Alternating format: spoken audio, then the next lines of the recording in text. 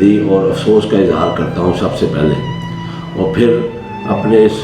ملک پاکستان کے اندر جو اس وقت موجودہ حکومت ہے اس کا جو سربراہ ہے اس کے رویے پر انتہائی افسوس کا اظہار کرتا ہوں،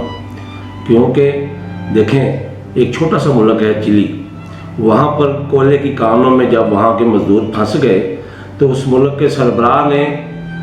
اس کوئلے کی کانوں کے سامنے آ کر اپنا خیمہ لگا لیا اور وہاں 7 روز تک وہیں بیٹھا رہا۔ اس نے یہ کہا کہ جب تک مجھے آخری مزدور کی بھی خیریت کی خبر نہیں ملے گی میں یہاں سے نہیں جاؤں گا۔ لیکن افسوس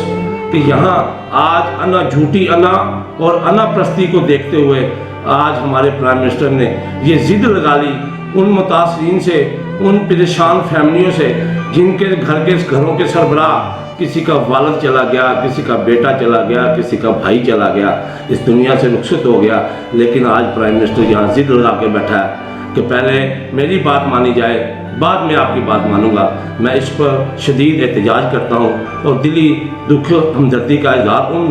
لواحقین سے کرتا ہوں کہ خدا را اس ضدی انسان کے ضد پر نہ جائیں۔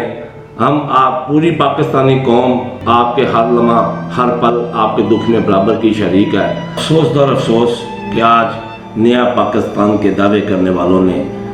اس پاکستان کو احتجاجستان بنا دیا ہے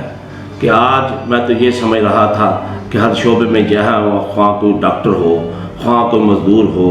خواہ وہ کسی بھی لیبر سے تعلق رکھنے والا ہو، وہ احتجاج کر رہا ہے اپنے حق کے لیے، لیکن افسوس در افسوس کہ آج جو اس دنیا فانی سے جا چکے ہیں ان کو بھی احتجاجی طور پر اس